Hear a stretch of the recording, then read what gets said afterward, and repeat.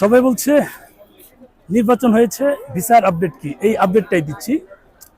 এখন আছি মুম্বাই সিএসএমটি, এই যে রেল স্টেশনটা একটু দেখাই। এই রেল স্টেশন সিএসএমটি, এখানে আসছি যাবার এক জায়গায়। এই এখানে যে তাজ আছে, তাজ হোটেলের সামনে যাব। সারাদিন ভিডিও রিভিউ দিব করে রিভিউটা দেওয়া হচ্ছে না, এখন দিচ্ছি। যেটা হচ্ছে যে আমরা যারা প্রত্যাশা করছি নির্বাচন হওয়ার পর সবকিছু স্বাভাবিক হবে, আসলে বিষয় ওইটাই। আমরা যেহেতু কাঙ্ক্ষিত যেটা প্রত্যাশা করেছিলাম নির্বাচনে, সেটা হয়েছে এবং যা আমরা আগে জানতাম সেভাবে হয়েছে। অনেকে অনেক রকম ডিজাইন করতে চেয়েছিল, সেটা হয়নি।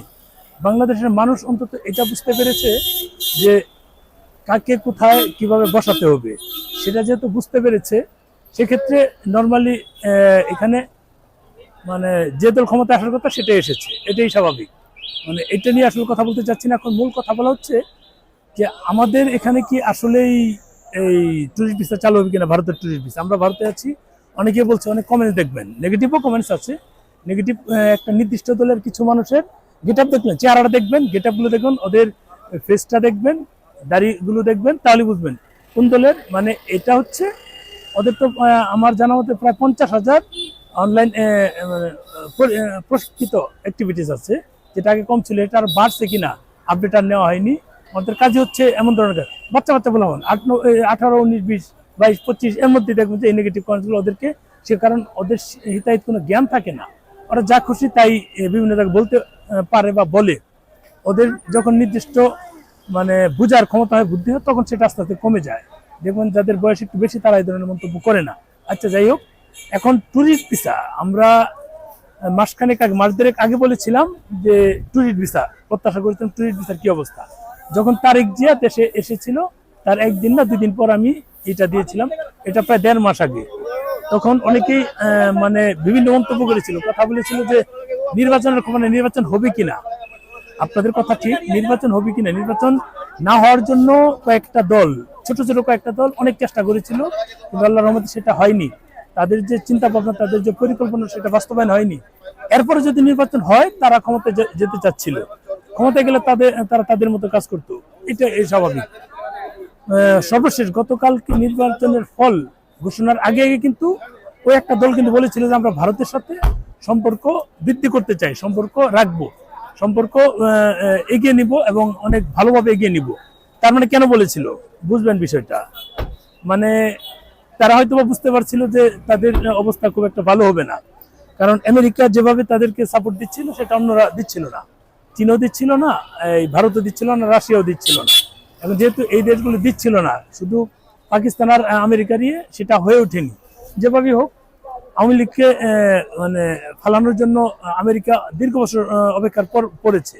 এটা তারা অল্প কিছু দিনে তারা হয়তো তাদের প্ল্যানিংটা বাস্তবায়ন করতে পারেনি। তারা যেটা চেয়েছিল দল আনার, সেটা আনতে পারেনি। এখন যেহেতু সবার কাঙ্ক্ষিত একটা প্রত্যাশা ছিল যে বিএনপি আসলে তারেক জিয়ার বক্তব্য বলি, তারেক জিয়ার সম্প্রতি কথাবার্তা বলি, সবকিছু কিন্তু ম্যাচুরিটি এসেছে। আমরা এটা স্বীকার করার উপায় নাই। আগে কি হয়েছিল সেটা পরের বিষয়। তখন অনেকের বয়স কম থাকে, যেমনটা বলে, বয়স যদি ম্যাচুরিটি চলে আসে তখন কিন্তু এটা বলেন একটা দেশের হিসাব নিকাশ। নিশ্চয়ই উনি যেটা মানে করবে সবার ভালোর জন্য করবে, খারাপ কিছু করবে না। আমি যতটুকু জানি তারেক জিয়ার ভারতেই হবে প্রথম সফর, সেটা হয়তো বা সময় হলে বোঝা যাবে। সামনে চেঞ্জ হয় কিনা জানি না, সেটা আগে থেকে জানি। আগেও আমি বলেছিলাম, তারেক জিয়া দেশে ফেরার পরই কিন্তু বলেছিলাম যে তারেক জিয়ার প্রথম সফর হবে, মানে মন্ত্রী পরিষদ গঠনের পর প্রথম সফর। আমার ভিডিওটা অনেকে মন্তব্য করেছে, নেগেটিভ ভিউ অনেক হয়েছে টুরিস্ট ভিসা নিয়ে। তখন যারা মন্তব্য করেছিলেন তারা একটু মিলিয়ে নিবেন যে একটা রেজাল্ট এসেছে কিনা, 12 তারিখে ইলেকশন হয়েছে কিনা। তারা অনেকে বলেছে ইলেকশন হবে তো, বা বিভিন্ন মন্তব্য, নেগেটিভ মন্তব্য করছিল, মানে গাছে কাঁঠাল গুফে তেল এগুলো।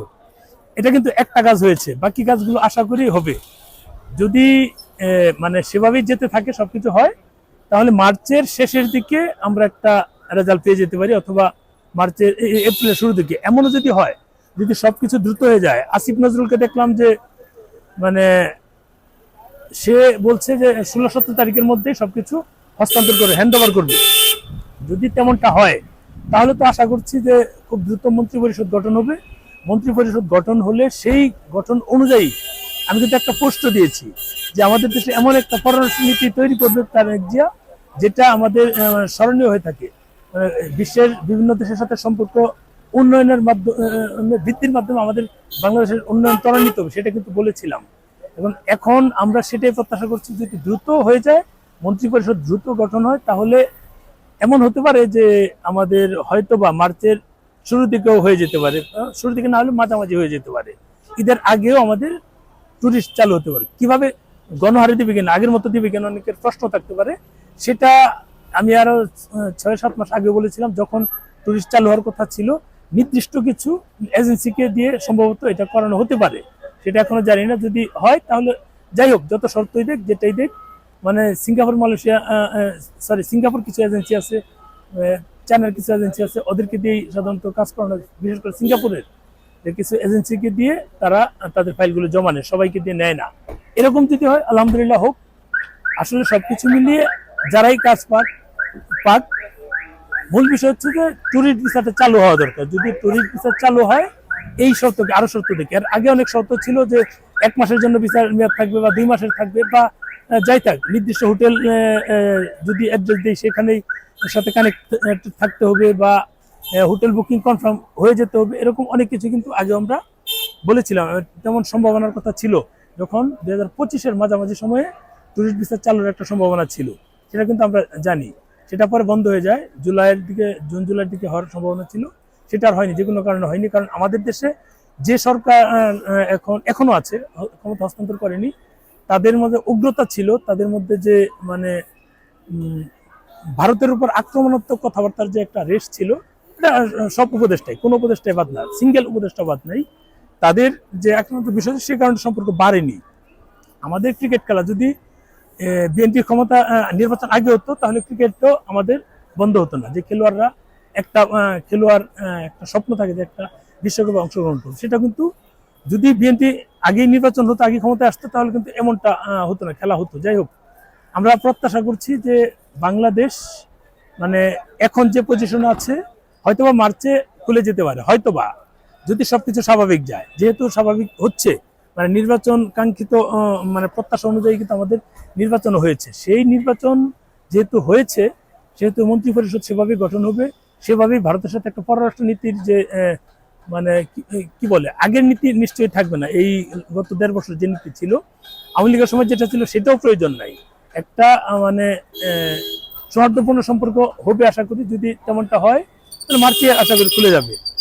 যদি এমনও হতে পারে, অনেকে বলতে পারে যে ভাই ভারতের নির্বাচন আছে, সেটার জন্য হয়তো আরো পিছনে চলে যেতে পারে, সেটা বলা যায় না, যেতেও পারে, সেটা আরো পিছনে যেতে পারে। পিছনে বলতে এপ্রিলে যদি ওয়েস্ট বেঙ্গলের নির্বাচন হয়, বিধানসভার নির্বাচন, তাহলে সেটা হয়তোবা মেয়ের দিকে চালু হতে পারে। তবে সীমিত পরিসরে চালু হবে, সেটা দ্রুতই হওয়ার চান্স আছে, এটুকু আমরা প্রত্যাশা করতে পারি।